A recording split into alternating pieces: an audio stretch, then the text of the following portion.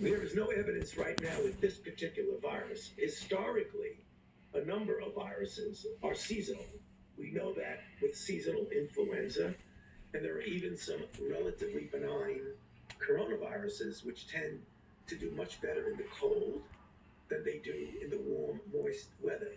However, there is no guarantee at all that this is going to be the case with this particular novel coronavirus. It's entirely conceivable that it will do just as well in the warm weather as it does in the cold weather. And you mentioned the humidity, the moisture. I just want to follow up. Does humidity, do we know of, have any effect on this virus? On this particular virus, it's still unclear, but in viruses in general, and there are always some exceptions, that viruses tend to do better in cold, dry weather than they do in warm, moist weather. But that has not been definitively proven for this novel coronavirus. All right, so hurricane season starts on June 1st, but we've seen tropical systems develop some cases well before that. What do emergency planners need to take into consideration as they set or adjust evacuation routes for coastal communities who may have to travel through the COVID hotspots? Just the fundamental principle of, if possible, keeping yourself distanced to avoid, if possible, more than 10 people in a crowd. If that is not feasible, to wear some sort of protective equipment across your nose and your mouth, to wash your hands as often as you possibly can.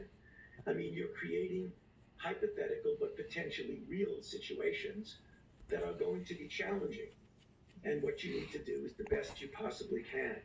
The situation in June might be significantly different than it is right now. We hope so, but there's no guarantee that that's the case. How would you advise FEMA and their preparation? If we get another major hurricane such as a Matthew or a Michael or Katrina, do you have any recommendations for FEMA and how they prepare? Well, FEMA is a very competent organization. We meet with them every day at the Coronavirus Task Force, so I don't think I have or need any advice from me. They have a pretty good idea of what they should do. They're in on all of the conversations. Dr. Fauci, going into a sunnier season where we're all outside a little bit more, how much does that vitamin D help the body when it comes to COVID-19 and perhaps fighting it or just having a better immune system? Well, vitamin D is obviously an important vitamin. If you're deficient in vitamin D, then there's, host defenses can come down. I mean, we've seen that particularly in some developing nations.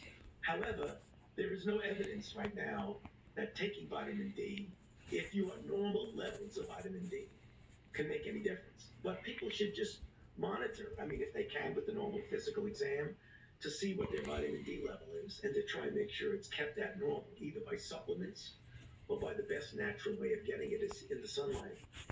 All right, Dr. Anthony Fauci, we appreciate your time this morning, certainly highlighting some of the challenges going forward, especially if we have to do any kind of an evacuation. Certainly think about what it's like, guys, with hurricane preparation, the long lines and things like that, what we may be facing here. Again, Dr. Fauci, thank you for your time, sir. It's very good to be with you. Thank you for having me. Definitely some sound information there. Well, hurricane season's just around the corner, only a month and a half away. And with this pandemic, advanced planning more important than ever. When we come back here on Weather Underground, our hurricane expert, Dr. Rick Knapp, runs down the 5 things you need to do now to get ready for the season beginning June 1st. We'll be back right after this.